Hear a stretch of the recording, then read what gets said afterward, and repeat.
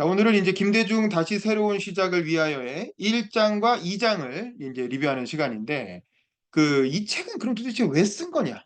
왜 나온 거냐? 이 책이 앞부분 읽어보시면 나오지만, 처음에는 이 92년 대통령 선거를 패배하고, 이 책이 나온 게 93년 12월, 그러니까 대선 끝나고 딱 1년 만에 이 책이 나온 거예요. 그러면 그때 그동안 어떤 일이 있었던 거냐? 92년 대통령 선거에 이제 김대중과 김영삼이 역사적인 1대1 맞다이 대결을 이제 펼치게 되죠.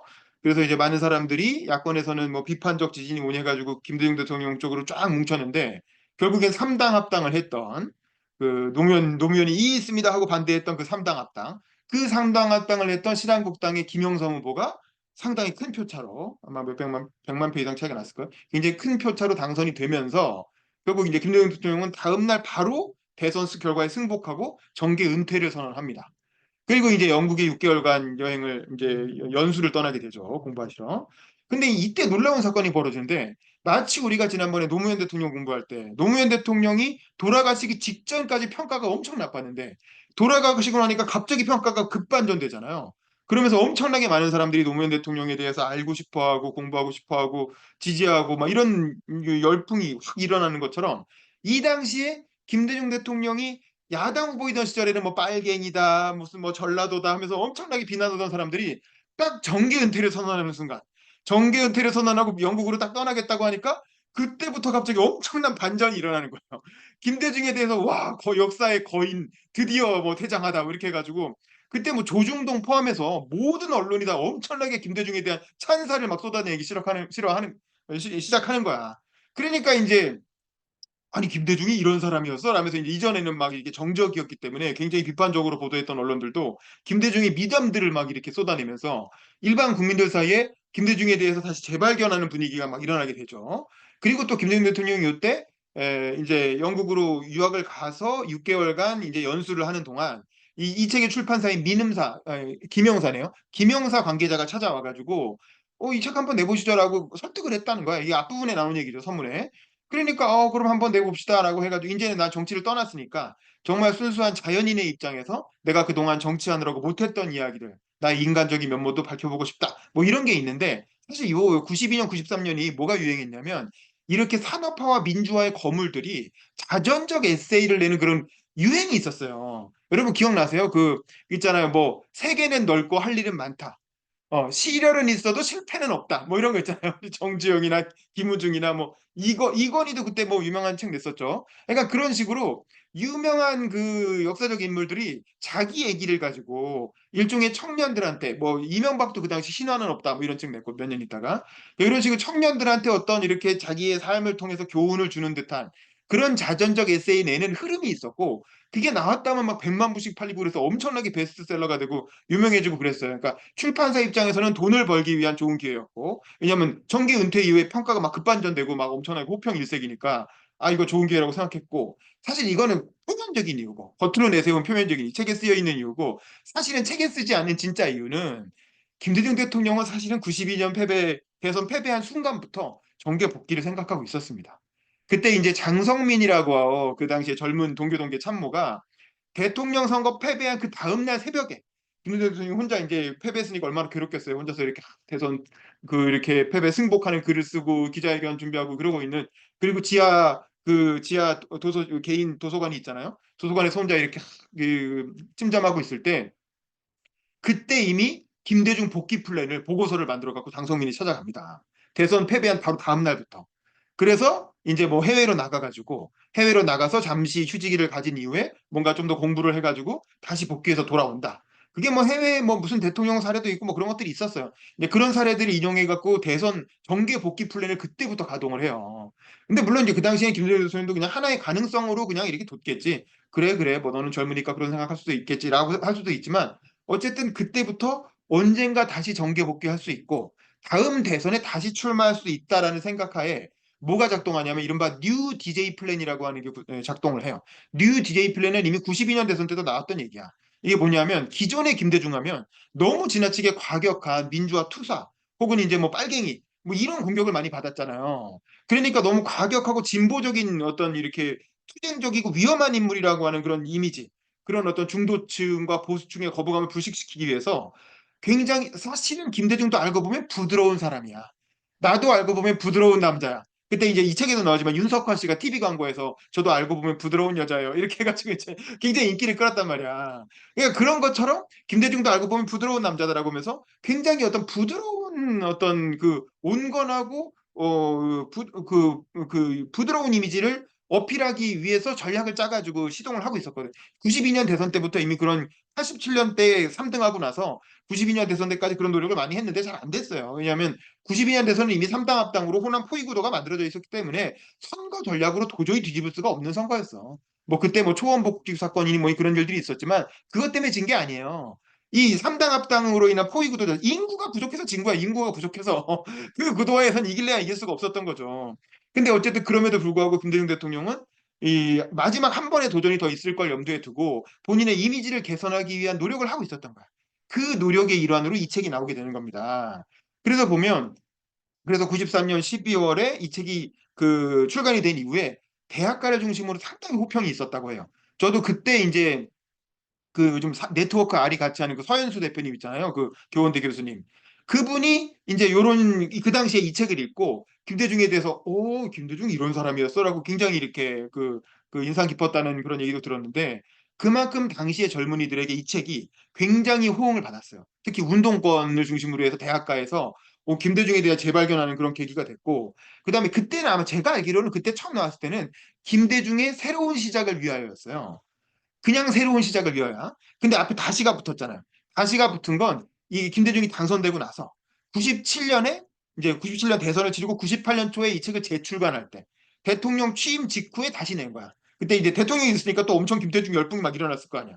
그때 이 출판사에서 앞에 다시자를 붙이고 짧은 서문 프롤로그를 하나 더 받아서 재출간을 한 거죠. 그래서 우리가 보고 있는 이 책은 지금 그 98년에 재출간된 이제 그 버전을 지금 보고 있는 겁니다. 그 나머지 내용은 거의 똑같고 앞에 프롤로그 한 챕터 그냥 이제 정계 복귀하고 뭐 마지막 대선 명동 유세하고 뭐 그거 묘사한 부분 있잖아요. 김민석 의원도 잠깐 나오고 그 파트가 들어간 거 외에는 원래 나온 책의 구성 그 똑같이 가는 것 같아요. 그래서 이 책은 기존의 김대중 책들과는 굉장히 다른 거예요. 기존에 김대중이 이 책을 내기 전까지 유명했던 저서는 두 종류가 있는데 하나는 대중경제론, 뭐 김대중의 대중경제 이야기 뭐 어쩌고 해가지고 김대중 대통령이 집권하면 어떤 정책을 펼 것인가에 관한 정책 공약집 성격의 책이 하나 있고 대중경제론도 나중에 내용이 많이 바뀌죠. 근데 어쨌든 처음에 이제 박현채식의 민족경제론에서 나중에 이제 신자유주의를 어느 정도 수용한 이제 그런 그 개방경제 위주로 내용이 바뀌는데 어쨌든 대중경제론이 하나 있고 그다음에 또 하나가 감옥에서 쓴 옥중수고야. 옥중수고의 내용은 이 책에도 조금 언급이 되죠.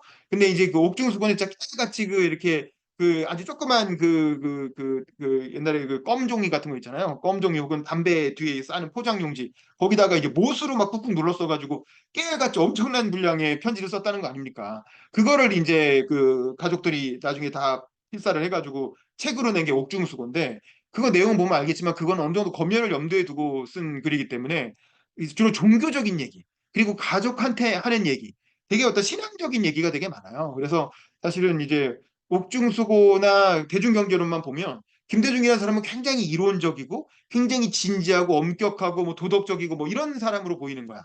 근데 사실은 김대중이라는 사람은 제가 옛날에 연설 강의할 때도 얘기했지만 원래 굉장히 유머러스예요. 그리고 처음에 뜬 것도 유머로 뜬 거야. 그 우리 69년 삼성기업 반대 연설이라든가 뭐 김대중이 하는 연설만 들으면 재미가 있다는 거야. 그리고 그 얼마 전에 방금 전에 언급됐던 그 기류의 김대중이라는 다큐멘터리를 봐도 그 당시에 녹화된 영상들을 보면 김대중 저 양반은 연설이 재밌어. 그래서 가서 한 15분 정도 연설을 들으면 그 시간이 아깝지가 않은 거예요. 마치 만담 들은 것처럼 재밌으니까. 그래서 원래 굉장히 유머 감각이 뛰어난 분이에요.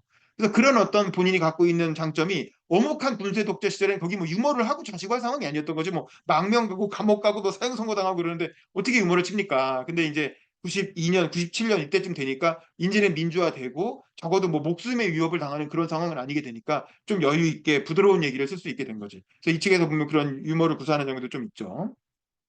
그래서 기존 책들에 비해서 부드러운 자기 이야기가 더 많고 개인적인 면모를 많이 드러낼 수 있는 이제 그런 책이었다.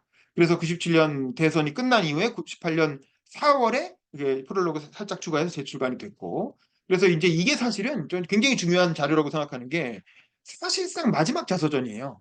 왜냐하면 김대중 대통령이 서거하시고 나서 나온 자서전이 있잖아요. 우리가 그 책으로 김대중을 많이 기억하는데 사실은 그 책은 김대중 대통령이 그 구술은 했지만 본인이 그걸 마지막까지 다 감수하지 못했어. 아마 1권 정도 감수하고 나서 돌아가셨다고 들었거든요. 그래서 끝까지 사실은 본인이 다 검토하지 못한 책이고, 두 번째는 김태근이라고 하는 경향신문 기자가 대필자로 섭외가 돼가지고 그분이 이제 구술을 같이 듣고 본인이 이제 그걸로 글을 쓴 거잖아요. 심지어는 김대중 대통령의 서문까지도 김태근 씨가 쓴 거예요. 김대중 대통령이 돌아가시고 나서 책이 나왔기 때문에 서문을 쓸 수가 없었어요, 대통령이. 그래서 김태근 씨가 김대중으로 빙의해서 썼는데, 이게 지금도 보면 그 문장이 되게 아름답습니다. 굉장히 아름답고 유려하고, 그런 문장을 김대중 대통령이 좋아해서 그 신문에서 그 김태근 씨의 칼럼을 보고 이 사람으로 하자라고 섭외를 한 거예요. 이제 그렇긴 하지만 그건 김태근 씨의 문체인 거야. 김대중 대통령의 문체가 아니고 김태근 씨가 본인의 아름다웠고 유려한 문체로 그 구술 내용을 다시 재정리한 거기 때문에 사실은 김대중의 어떤 그 특유의 어떤 문체가 잘 드러나지 않아요. 그리고 또 약간 보면 그 문장 사이에 김태근 씨의 사고방식이 좀 들어가 있어. 저는 그게 박정희나 전두환에 대한, 특히 박정희에 대한 평가에서 그게 살짝 날이 서 있는 게 느껴지거든요. 김대중 자서전을 보면 박정희에 대해서 상당히 좀 날카롭게 그 표현하거나 디스하는 부분들이 있어요. 김대중 자서전 1권을 보면. 근데 이 책을 보세요. 이 책을 보면 본인이 박정희에 대해서 어떻게 용서했는지, 본인이 박정희와 화해하려고 얼마나 노력했고 어떻게 용서를 했는지, 심지어 전두환까지도 얼마나 용서하려고 노력했는지가 구구절절하게 나오잖아요. 그렇게 용서하려고 노력한 사람을 사후에 난 자선에서 굳이 디스할 이유가 없거든. 저는 그건 김태근의 김태근이 쓰는 과정에서 자연스럽게 녹아 들어간 거다고 생각을 하는 거야. 그래서 사실은 김대중 대통령의 본인의 어떤 철학이 충실하게 반영된 마지막 자서전은 저는 이 책이다. 그래서 다시 새로운 시작을 위하여라는 게 김대중이라는 사람을 우리가 이해할 때 굉장히 중요한 1차 자료가 된다는 거죠. 그래서 아마 그런 점 때문에 최근에 육성회고록이 다시 나온 것 같아요. 김대중 도서관 측에서 굳이 김대중 자서전이 있음에도 불구하고 육성회고록을 그대로 워딩을 쳐서, 그러니까 김대중 대통령이 인터뷰한 내용을 그대로 워딩을 쳐서 그것도 굉장히 두껍게 다시 냈잖아요. 저는 그 이유가 약간 이제 김태근 씨의 어떤 뉘앙스가 들어간 자서전의 내용을 다소 보완해야 될 필요가 있다고 생각했기 때문에 육성회고록을 다시 낸 게 아닌가, 저는 뭐 그렇게 해석을 합니다. 그 자세한 얘기는 우리가 3강 때 장신기 박사를 직접 불러서 한번 들어보도록 하고, 그다음에 이제 1장으로 들어가면 세상을 사는 지혜라고 해서, 이게 이제 아까 말한 그런 이제 세상은 넓고 할 일은 많다 뭐 이런 류의 청년들에게 해주는 조언, 충고 뭐 이런 컨셉의 책이기 때문에 그때 이런 게 유행을 했어요. 뭐 요즘은 어떤지 모르지만. 그래서 세상을 사는 지혜 이렇게 해가지고 뭐 복잡하고 어려운 정치 얘기보다 그냥 간단하게 본인의 개인적인 얘기로, 이제 자전적인 얘기로 시작하죠. 그러면서 이제 뭐 여러 가지, 여기서 나오는 게 그 유명한 겁쟁이의 용기론이죠. 두려운 자의 용기론. 그게 이제 용기라는 건 되게 겁없고 뭐 이렇게 과감한 사람이 하는 거라고 생각하는데, 본인은 그런 사람이 아니었다는 거야. 자기는 어렸을 때부터 겁이 많은 사람이었다. 두려움이 많은 사람이었다라는 거지. 근데 그럼에도 불구하고 자기가 용기를 낸 거를 본인 특유의 어떤 용기론이라고 얘기를 합니다. 근데 이제 그건 뭐냐? 김대중 하면 과격한 투사다 뭐 이런 이미지를 좀 불식시키기 위해서도 있고, 그 어렸을 때 제가 다른 지난번에 만화 김대중 강의 때도 얘기했지만, 그 어렸을 때 초등학교 시절인가 어렸을 때 했던 그 시담회 에피소드 있잖아요. 그 목상 때인가. 그 시담회라는 게 이제 뭐냐면은 그 담을 이제 이렇게 한다 그래서 공동묘지, 밤에 이제 그 수학여행 갔다가 공동묘지 갔다 오는 그런 이제 과제가 있었던 거잖아. 그래서 밤에 자고 있는, 자기 엄청 겁이 많아서 진짜 밤에 화장실도 혼자 못 가는 그 겁쟁이 소년이었는데 공동묘지 가라 그래갖고 선생님이, 그래서 어쩔 수 없이 자다 일어나가지고 공동묘지를 갔는데 저쪽에서 갑자기 누가 막 돌을 던지면서 소리를 내더라는 거예요. 그래서 귀신 나온 줄 알고 엄청 두려워했는데, 그럼에도 불구하고 김대중은 도망가지 않고 돌을 집어갖고 다시 던지면서 야 이놈아 하면서 이렇게 막 저항을 했다는 거예요. 그러니까 이제 그 선생님이 야 김대중, 그러니까 일본말로 했겠죠. 대중아 나야 나 이러면서 선생님이 나와서 그 귀신 아니고 나라고 얘기했다는 거잖아요. 그 에피소드가 별거 아닌 얘기인데 그 얘기를 통해서 이게 자기의 인생 전체를 보여주는 하나의 비유적인 사건이었다는 거지. 그러니까 본인이 그렇게 공동묘지에 올라가게 된 건 원해서 한 게 아니라는 거야. 그러니까 어쩔 수 없이 해야 되는 거기 때문에 했지만, 그런 어떤 자기에게 어떤 두려운 상황이 왔을 때 두려웠지만 그래도 용기를 내서 이렇게 저항을 했다는 거지. 그랬더니 결과적으로 잘 됐다. 뭐 이런 에피소드다. 그러니까 그 이후에 김대중이 겪었던 모든 고난이 이 에피소드 속에 일종의 응축이 돼 있다는 거예요. 그러면서 이제 나는 사실 두려움이 많은 사람이었지만 그렇게 과격하고 무서운 사람이 아니에요. 나도 여러분처럼 두려움이 많아요. 하지만 용기를 내야 했기 때문에 용기를 낸 것뿐이에요. 이렇게 하면서 독자들과 가까워지기 위한 이제 그런 에피소드로 앞부분에 이게 들어가는 거죠. 그리고 내가 기록될 역사의 페이지에서는 그 유명한 무엇이 되느냐보다 어떻게 사느냐가 중요하다. 이것도 김대중 대통령 명언으로 많이 이용되는 거거든요. 사람이란 무엇이 되느냐보다 어떻게 사느냐를 중심으로 살아야 된다. 뭐 이런 얘기고, 무엇이 된다라는 건 어떤 한 자리 하는 거죠. 뭐 국회의원을 한다든가 대통령을 한다든가 장관을 한다든가 이제 그런 식의 유혹들이 엄청 많았다는 거야. 그래서 그 80년 사형 판결을 앞두고 신군부의 유혹. 당신 우리한테 협력만 하면 부통령이고 뭐고 다 시켜주겠다.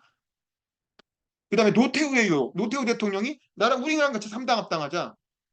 삼당 합당도 김영삼한테 가기 전에 먼저 김대중한테 먼저 제안했다는 거 아니에요. 그래서 이제 우리랑 같이 어려운 길 그만 가시고 우리랑 같이 삼당 합당 하시죠.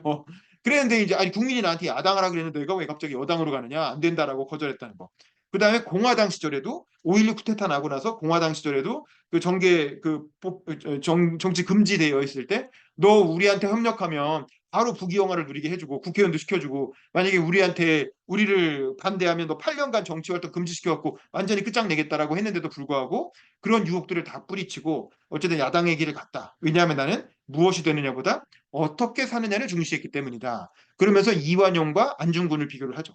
무엇이 되느냐라는 측면에서 보면 이완용이 성공한 인간이지만 하지만 어떻게 사느냐라는 측면에서 봤을 때 안중근이 훨씬 더 성공한 인간이라는 거죠.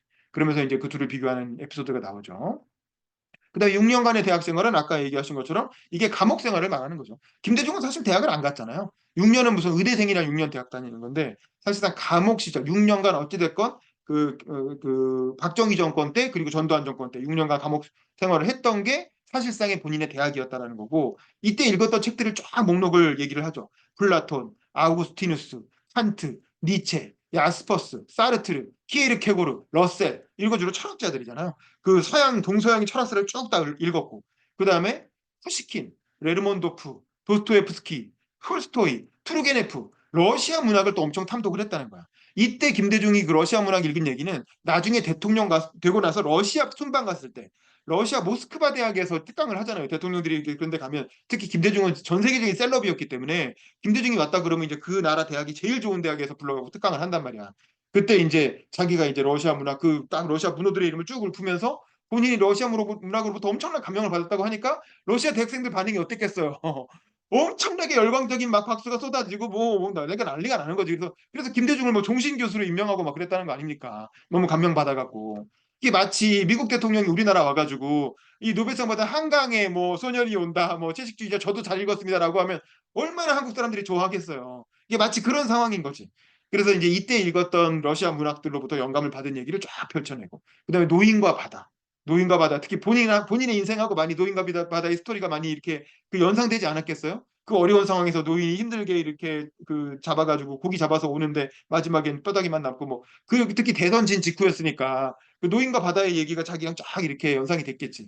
그다음에 이제 공자 맹자 실학사상 그리고 영어 공부한 것까지 그런 어떤 대학에서 배우지 못했던 그런 기초학문 우리가 흔히 인문학의 문사철이라고 하는 그 기초학문 분야를 대학 시절에 다 공부를 한 거야. 근데 이게 국회의원 다 마치고 대선 후보까지 마친 이후에요. 그러니까 인생 경험 웬만큼 할 만큼 하고 대통령 선거까지 해보고 그리고 나서 나중에 감옥에 가가지고 이런 책들을 읽으니까 이게 어렸을 때 보는 거랑은 완전히 다른 거지. 완전히 그 인생의 어떤 배운맛 쓴맛을 다 보고 나서 감옥에서 읽는 이 고전들이 얼마나 그냥 쑥쑥 잘 빨아들여. 게다가 김대중은 원래 공부를 잘하는 사람이었어요. 초등학교 때부터 고등학교 때까지 공부라면 어디 가서 빠지지 않는 사람이었고 머리가 엄청 비상하고 좋은 사람이었거든. 근데 이런 사람이 이렇게 쓰디쓴 인생 경험을 다 겪고 나서 그리고 이런 고전들을 쫙 읽었으니까 그 빨아들이는 그 지혜라는 건 그 내공이라는 건 엄청난 거죠. 그 본인이 이해하고 이렇게 습득하고 그거를 자기 걸로 만들어서 그걸 또 자기가 써먹고 이제 그런 과정입니다. 그 이후에 김대중의 인생이라는 건. 그래서 이제 여기서 나오는 김대중 특유의 어떤 그 유연한 철학이 나오죠. 그러니까 흙 속에 백이 있고 백 속에 흙이 있다라는 주역의 가르침. 뭐 자기가 뭐 주역 전문가는 아니지만 대충 이제 그 통밥으로 핵심은 그거 아니냐 이렇게 딱 파악을 하는 거죠. 그러면서 전화위복, 세옹지마.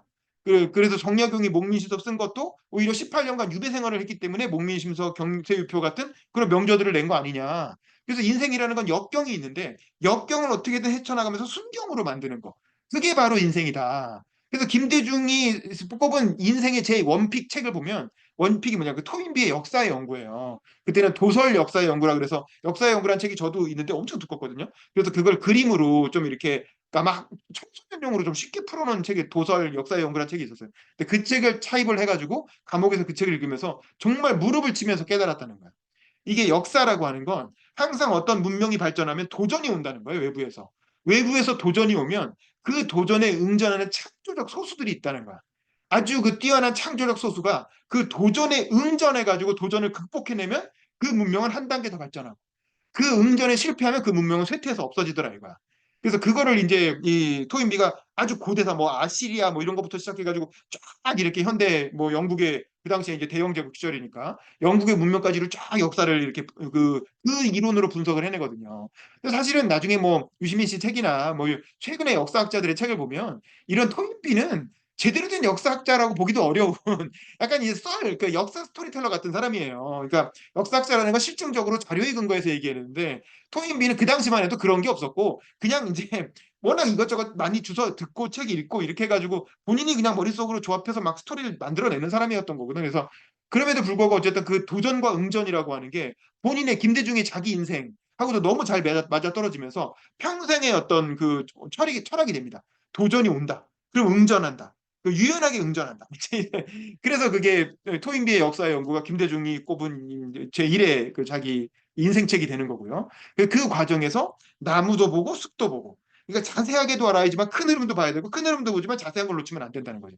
그러면서 예를 드는 게 이제 전두환 정권 그 신군부 서울의 봄 시절에 그 성명서 얘기죠. 그때만 해도 김대중은 그 김영삼이 제도권 야당이 신민당을 장악하고 있었기 때문에 신민당에 안 들어가고 제야 인사들하고 같이 제야에서 어떤 그룹을 형성하고 있었어요. 감옥도 같이 갔다 오고. 근데 이제 제야 인사들이 김대중한테 성명서 이거 신군부 이 새끼들이 또 쿠데타 하려고 그러는 것 같으니까 우리가 이거 성명서 내자라고 하면서 갖고 왔는데 그 전날 엄청 큰 집회를 하고 막 흥분해가지고 성명서 내용 써온 걸 보니까 모든 군인은 무기를 놓고 병영을 나와라 이렇게 돼 있었다는 거예요.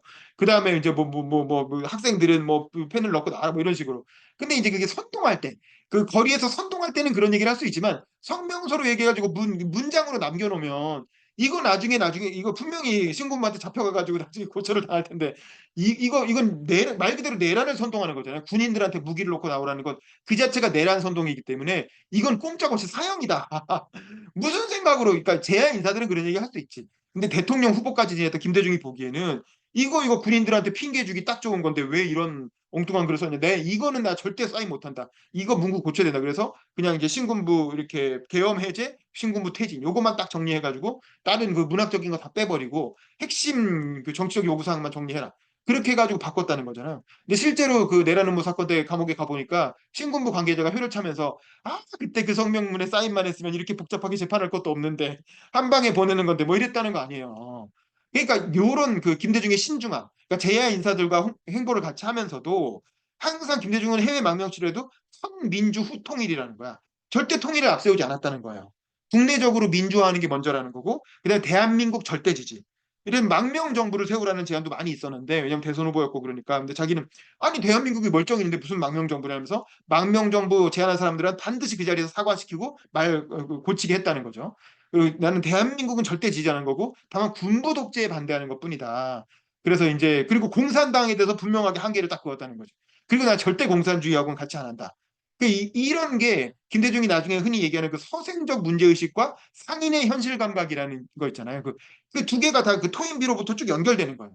김대중 특유의 사상, 그 서생적인 문제의식, 큰 거를 봐야 되면서도 상인의 현실 감각, 그 어떤 그 현실주의적이고 유연한 방법론, 그 두 가지가 반드시 같이 가야 된다는 거예요. 둘 중에 하나라도 놓치면 이때는 그냥 죽는 거예요. 이때 그 상황이라는 건 진짜 삐끗하면 그냥 그 실제로 사형 선고가 떨어질 수도 있는 상황이었기 때문에 평소에 활동을 할 때도 항상 그 두 가지를 균형 감각 있게 보려는 훈련을 했다는 거고. 근데 링컨에게 배운 것이라는 거는 이게 이제 화해, 그 용서와 화해의 정신이라는 거죠. 그 처음에 나오는 에피소드가 동교동계 참모하고 전두환이 사돈을 맺었다는 거잖아요. 전두환 가문의 누구랑 본인 동교동계 참모랑 누구 사돈을 맺는데 처음에는 그 참모 쪽에서 엄청 반대했는데 나중에 자식들이 막 그렇게 하니까 뭐 결국 결혼을 시켰다는 거고 그게 자기의 영향을 받아서 그랬다는 거잖아요. 그래서 자기도 엄청 잘했다고 칭찬해줬다고 하는데 이게 이제 그 용서와 화해의 정신이죠. 그러면서 영국 역사를 얘기를 해요. 영국이 청교도혁명 때 찰스 1세를 일단 처형을 해버리잖아요. 그래서 영국도 프랑스처럼 왕의 목을 자른 적이 있습니다. 근데 왕의 목을 자르고 나니까 더한 놈이 나타나더라는 거예요. 그래서 크로멜이라고 하는 민간 독재자가 나타나서 엄청난 공포 정치를 하잖아요. 그리고 나니까 명예혁명 때는 제임스 2세도 찰스 2세랑 똑같은 놈이었는데 사실은 얘도 죽였어야 되는 거야. 근데 안 죽이고 그냥 프랑스로 도망갈 수 있게 길을 터줬고. 그러니까 제임스 1세가 아들 손자까지 3대에 걸쳐서 왕권 복귀 시도를 해요. 그래서 이제 프랑스를 부추겨 갖고 실제로 군대를 모아서 이렇게 쳐들어오기도 하고 몇 번 그런 시도를 하거든요.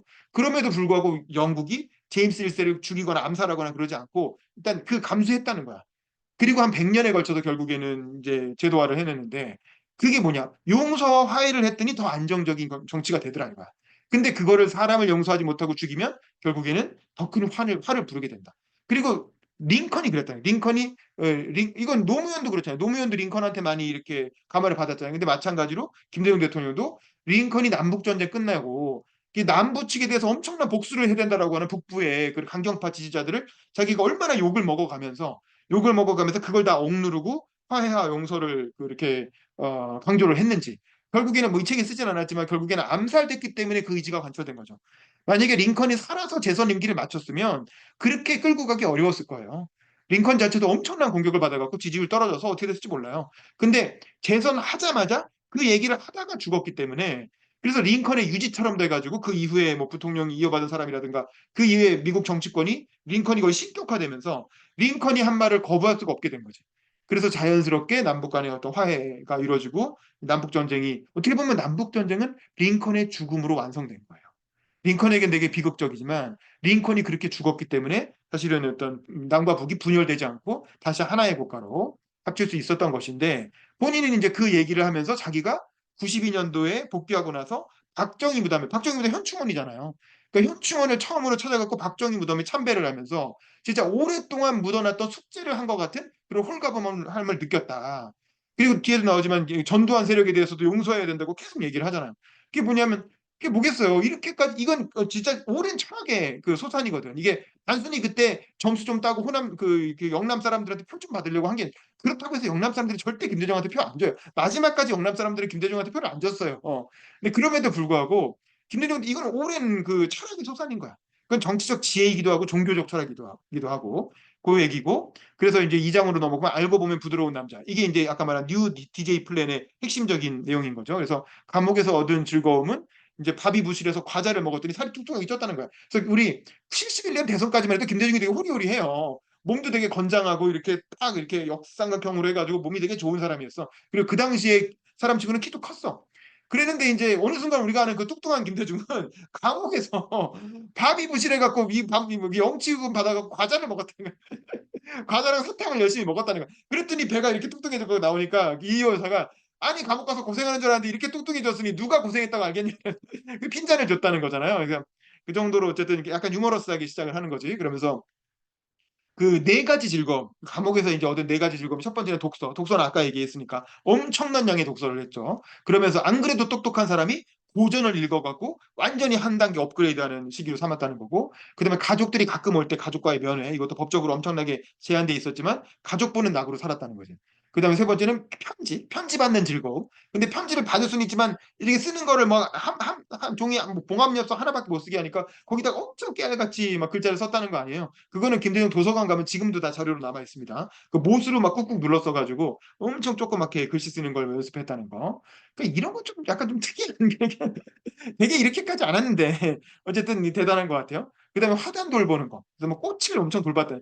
꽃을 돌보면서 꽃한테 꽃 말도 걸고, 약간 이게 이쯤 되면은 약간 정신적으로 이제 이렇게 됐던 거죠. 왜냐면 너무 심심하니까. 너무 심심하니까 혼잣말 하듯이 꽃한테 말도 걸고, 그러니까 간수들도 와서 도와주고 뭐 그랬다는 거 아니에요. 그래서 자기가 관심을 가진 꽃들은 한 달 정도 더 오래 피었다 뭐 이런 얘기도 하고. 그러면서 거미랑 파리를 관찰한 얘기 하잖아요. 그래서 거미가 파리를 잡는 걸 보면서 일부러 파리를 자기가, 저는 이거를 96년 그 대학교 1학년 때 김대중 대통령한테 직접 들었거든요. 저희 김대중 대통령이 서울대 정치학과 와서 특강하실 때 제가 조그만 세미나실에서 대학원생하고 세미나 할 때 그 앞자리에 가가지고 내가 직접 들었단 말이야. 근데 그때 이제 내가 파리 잡는 법을 군대에서, 그러니까 감옥에서 파리 잡는 기술을 배웠다고. 그래서 젓가락으로 파리를 잡았다는 거예요, 실제로. 아니 말이 안 되잖아요. 어떻게 사람이 젓가락으로 파리를 잡습니까? 근데 본인이 실제로 잡았다는 거예요. 그래서 죽지 않고 파리를 딱 기절을 시켜가지고, 왜냐면 거미는 죽은 음식을 안 먹는다는 거예요. 죽은 파리는 안 먹기 때문에 파리를 딱 기절시켜서 죽지 않을 정도로만 기절을 시켜갖고 파리를 그 거미줄에 얹어주면 거미가 파리를 이렇게 뺑뺑뺑뺑 돌려가지고 그다음에 확 꽂아서 즙을 쏙 빼먹고 나중에 이제 파리 껍데기만 툭 떨어뜨리는, 그걸 이렇게 동물의 왕국 드라마 보듯이 그렇게 관찰하면서 시간을 보냈다. 뭐 이런 얘기를 하잖아요. 그러니까 근데 이제 그게 약간 되게 유머러스한 얘기인데 어쨌든 뭐 그 감옥에서 시간 보내는 그런 본인만의 독특한 노하우였던 거죠. 그리고 나의 콤플렉스 이 부분은 이제 대학 못 간 얘기하는 거죠. 왜냐하면 이 당시만 해도 대학을 가는 사람보다 대학을 못 가는 사람이 더 많았던 시절이거든. 그래서 대학 못 간 사람들한테 괜찮다. 그러면서 자기는 대학 못 간 콤플렉스를 어떻게 극복했느냐? 국회 상임위 활동을 통해서 극복했다는 거야.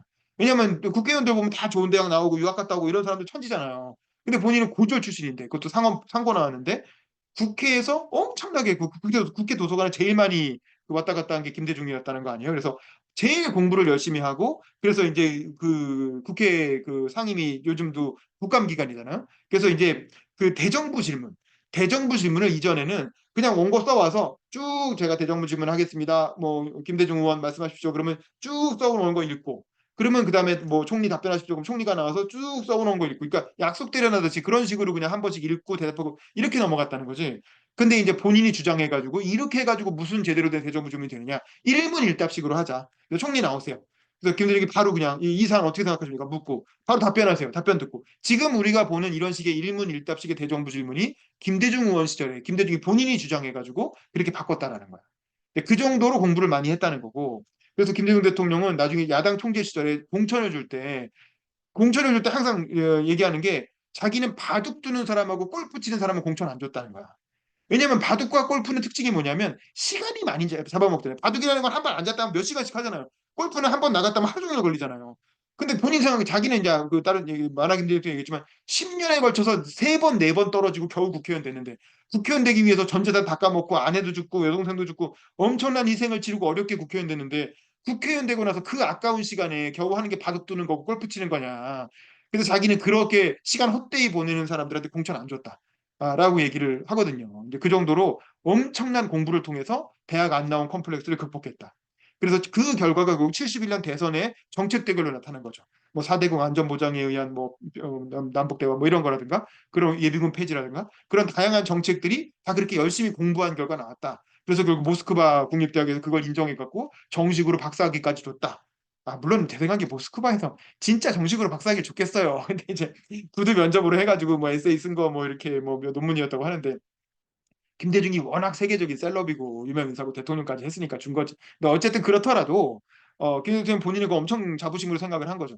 그래서 대학보다는 실력이 중요하다. 이 얘기를 한 거고 알고 보면 부드러운 남자 챕터는 아까 말한 그 부분이죠. 그 사형 판결 당일의 에피소드 입모양 그 판사가 이게 멋있게 나는 죽어도 좋다. 뭐 영원히 사는 길을 가겠다라고 얘기했지만 실제로 죽는 거 싫잖아요 인간이니까. 저도 요 얘기도 저 그 96년 그 우리 학교에서 세미나 할 때 그때 들었는데 이게 판사 얼굴을 유심히 봤다는 거야. 그래서 이제 어차피 이게 내라는 무사건이 있기 때문에 사형 아니면 무기징역 두 개밖에 없어요, 제가. 근데 사형하면 입이 아 하고 옆으로 벌어지잖아. 그리고 무기징역 하면 무 하고 앞으로 나오잖아. 그래서 속으로 무, 이렇게 속으로 이랬다는 거예요. 왜냐면 무기징역이 나오면 언젠가는 사면되고 다시 살 수 있다고 생각을 한 거지. 그리고 언젠가는 사면되고 다시 정치할 수 있는데 사형 판결이 떨어지면 바로 사형 집행해 버릴 수도 있거든. 옛날에 조봉암 선생 사례도 있잖아요. 사형 판결 때리고 집행해 버렸잖아요. 그러니까 그렇게 될 수도 있기 때문에 제발 사형만은 면하자라고 했는데 결국에 마지막에 사형 나와서 뭐 이랬던 얘기도 있고 그리고 나서 이제 이호 여사가 면회를 오잖아요. 이건 책에는 안 나오는데 저는 직접 들었거든요. 이호 여사가 면회를 와가지고 손을 딱 잡으면서 이제 기도를 드리더라는 거예요. 그래서 남편 입장에서는 드디어 아내가 나한테 하나님한테 나를 좀 살려달라고 기도를 하려나 보다라고 생각했더니 손을 딱 잡으면서 제 남편의 모든 것을 주님께 맡기겠나이다. 이렇게 기도를 하더라는 거예요. 아니 이거 좀 살려달라고 기도를 해야지 뭔 소리야. 라고 생각했다는 얘기까지 이제 이 에피소드랑 엮어갖고 단골로 유머할 때 많이 했던 얘기인데 어쨌든 뭐 요 얘기도 하시고 그다음에 이제 박정희와 대화를 시도했던 거 제가 만화 김대중 리뷰 때 얘기했지만 이거 79년 박정희 암살 직전에 그 차지철을 통해서 면담 요청을 넣었다는 거예요. 그 김대중이 그때 국내에 들어와 있었으니까 그 당신하고 나하고 평생을 싸워왔는데 우리가 생각해 보니까 마주 앉아서 대화를 나눈 적이 한 번도 없지 않느냐. 이거는 그 자체로 문제다. 저는 사실 이건 참 김대중다운 발상이라고 봐요. 왜냐면 다른 점 김영삼마저도 심지어 그 영수회담이니까 만났지 굳이 개인적으로 만나려고 하지 않거든요. 근데 이제 김대중은 이 말의 정치인 그야말로 이제 그 민주주의자, 말과 글로 소통하는 민주주의자였기 때문에 박정희하고도 한번 말을 나눠보고 싶었던 거야. 그래서 조건이 나 아무 조건도 달지 않겠다. 그냥 너는 네가 하고 싶은 말 다 해. 나 들어줄게 다. 다만 내가 하고 싶은 얘기도 다 할 테니까 들어줘. 그리고 서로 무슨 생각하고 있는지 드러나 보자라고 해가지고 그냥 아무 조건 없이 만나서 대화만 나누자라고 차지철을 통해서 한 거니까 확실하게 전달은 됐겠죠. 근데 이제 차지철이 중간에 묵살한 건지 대통령이 박정희가 거절한 건지 모르지만 어쨌든 면담 안 된다라고 답변이 왔고 그냥 불발로 끝났다는 거죠. 왜 그런지 물어보지도 못하고 둘 다 죽었으니까. 11.6 때 박정희도 죽고 차지철도 죽었잖아요. 그러니까 그 사건의 전말 도대체 그 내부에서 어떤 논의가 있었는지는 알 수가 없게 된 거죠. 근데 어쨌든 그리고 나서 결국 그렇게 못한 게 너무 아쉽다. 뭐 이 얘기를 만나지 못한 게 아쉽다고 하고 전두환도 마찬가지로 그 87년, 88년 유세할 때 그 변두환 정부 끝나고 나서 백담사 보내잖아요. 그때도 백담사는 무슨 백담사냐 저거 체포해라. 체포해갖고 처벌하라고 대중들이 엄청나게 들고 일어나는데 김대중이 직접 수만 명의 대중들 앞에서 연설로 설득했다는 거죠. 그러면 안 된다고. 그런 식으로 하면 큰일 난다라고 하면서 우리가 죄를 미워야지 사람을 미워하면 안 된다. 그러면서 이제 군중을 설득했다는 거죠. 그래서 이런 생각을 하게 된 거는 어렸을 때 고등학교 때 목포상구에서 유도 선생님, 그 일본인이에요. 일본인 유도 선생님한테 배운 그 교훈, 평생에 걸친 교훈이 유도라는 건 원칙을 고수하더라도 방법을 유연하게 해야 이길 수 있다. 그 얘기를 일본 선생님이 한 거야. 근데 그게 평생의 교훈이었다는 거 자기가. 원칙은 지키되 방법론은 유연하게. 그게 이제 아까 말한 서생적 문제의식과 상인의 현실 감각. 그게 이제 그 유도의 원리에서 온 거죠. 그리고 또 하나 재밌는 건 자기가 이제 어떤 전략책을 봤다고 하는데 그게 리델 하트의 전략론이라는 책이에요. 저는 이제 공군사관학교 교수원을 했기 때문에 그런 군사 고전도 좀 봤거든요. 그 유명한 책이 클라우제비치의 전쟁론이라는 게 제일 유명하고 그 다음으로 유명한 게 영국의 군사학자인 리델 하트라는 사람이 있어. 리델 하트라는 사람이 전략론이라는 온 스트래터지 전략론이라는 책을 썼는데 전략론이 뭐냐면 손자병법을 서양식으로 재해석한 거예요. 그래서 이제 거기서 나오는 유명한 전략이 간접 접근 전략이라는 거야. 그래서 스키피오와 한니발 전쟁 때 그 표현인 전쟁 2차 전쟁 때 스키피오가 스파르타고를 공략할 때 한니발은 이미 그 이탈리아로 들어와 있었잖아요. 그래서 원래 일반적으로 다른 장군들 마르켈루스나 다른 장군들은 한니발을 직접 공략을 했다고. 근데 한니발하고는 100점 100패인 거야. 한번에서 싸웠다면 한니발을 이길 수가 없는 거야. 그때 스키피오가 어떤 전략을 썼냐? 저기 이렇게 대륙을 쭉 가로질러 가지고 배를 타고 카르 타고 본진을 쳐버립니다. 카르 타고 본국을 쳐들어가니까 한니발이 이탈리아에 있다가 카르타고를 구하기 위해서 퇴각할 수밖에 없었다는 거죠.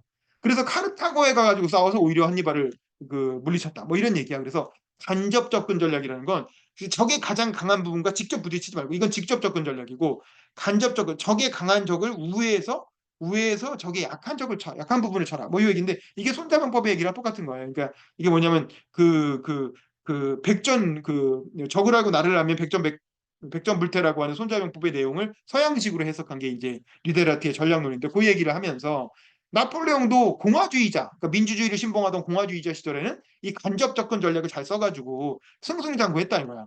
근데 희한하게 황제가 되고 나서 전제군주가 되고 나니까 러시아를 막 직접 쳐들어가잖아요. 그래갖고 직접 접근 전략을 쓰니까 그때는 나폴레옹도 지더라는 거야. 그래서 이제 이게 방법론에 있어서의 유연함이 얼마나 중요한가라는 걸 이렇게 군사 전략적으로 설명하는 그런 얘기도 나오고 그러면서 여기서 혁명과 개혁의 차이를 얘기하죠. 왜냐하면 좌파들은 주로 혁명을 얘기하는데 혁명이라는 건 법을 무시하고 사람을 처벌하는 거라는 거야. 근데 개혁은 그게 아니라 나쁜 법과 제도는 고치지만 사람은 용서하는 게 개혁이다. 그래서 혁명은 두려움을 가져오지만 개혁은 희망과 안정을 가져온다. 그래서 사실은 혁명보다 개혁이 더 어렵지만 개혁이 중요하다. 뭐 이런 얘기를 하는 겁니다.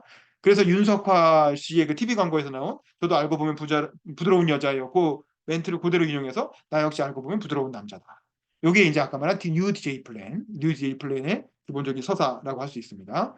그다음에 내가 사랑한 여인 파트에서는 그 유명한 김대중이 사랑한 세 명의 여인. 솔직히 세 명뿐이겠어요? 더 있겠죠? 근데 이제 그 중에서도 대중에게 공개해도 될 만한 이제 무난한 무리 없는 그 여성 세 명을 딱 꼽은 거지.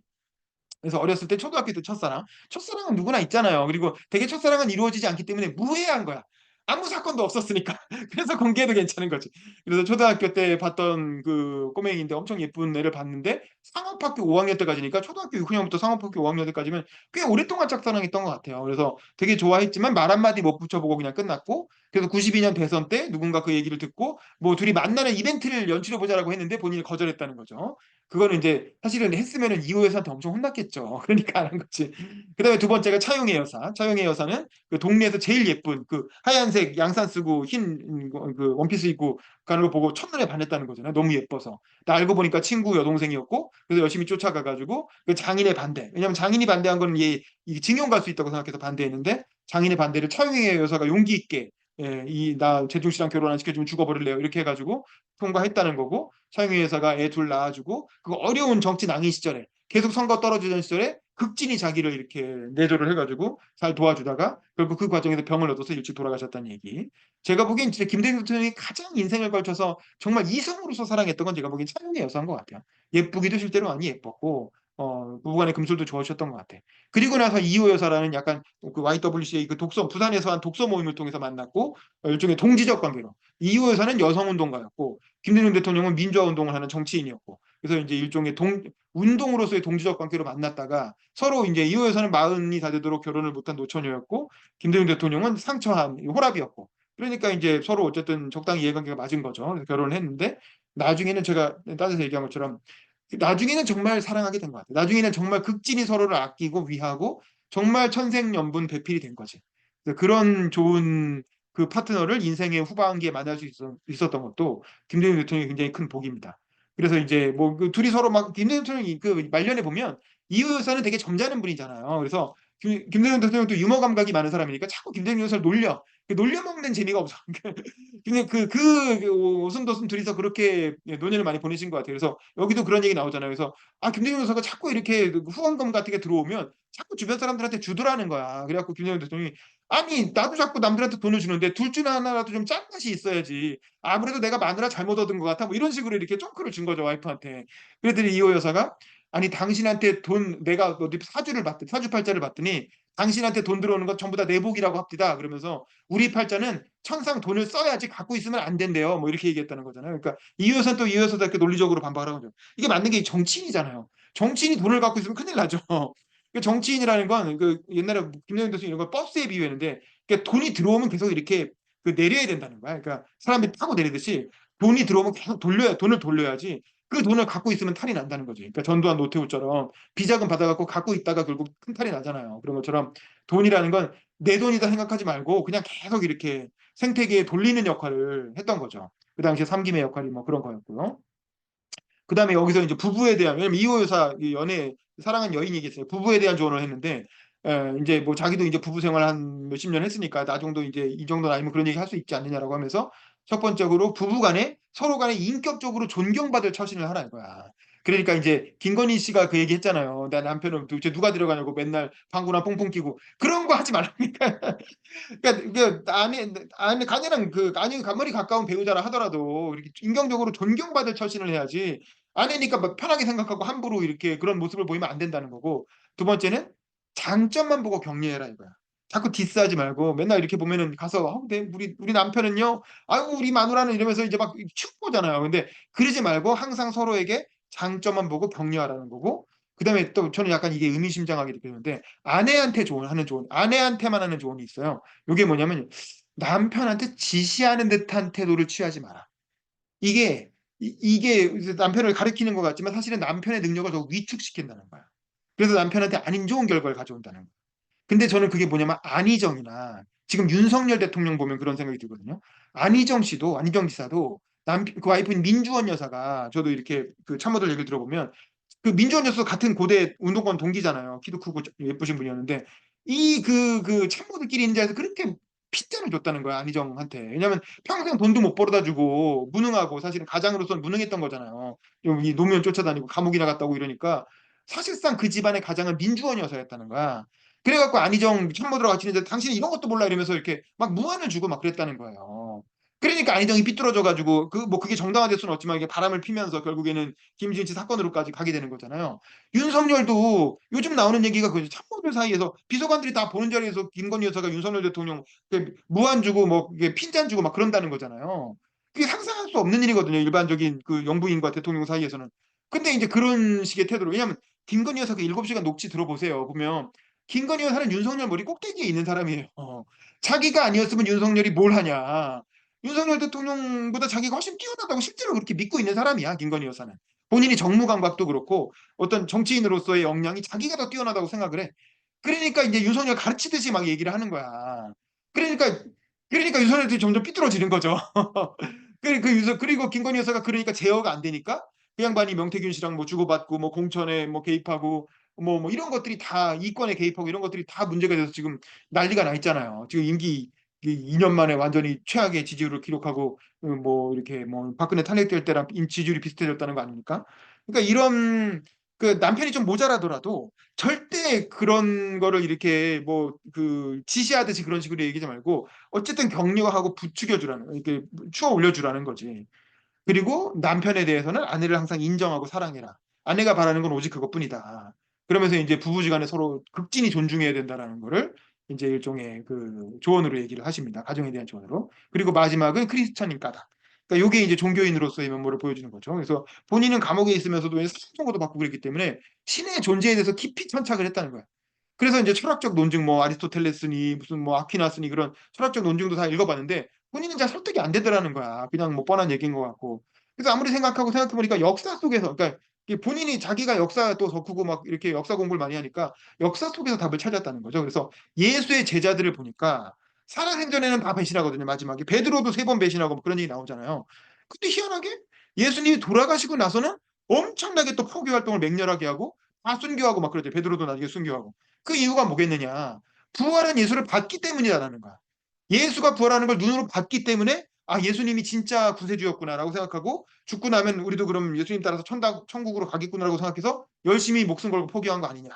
그 다음에 또 하나는 바울. 사도 바울은 생전에는 예수님 만나지도 못했어요.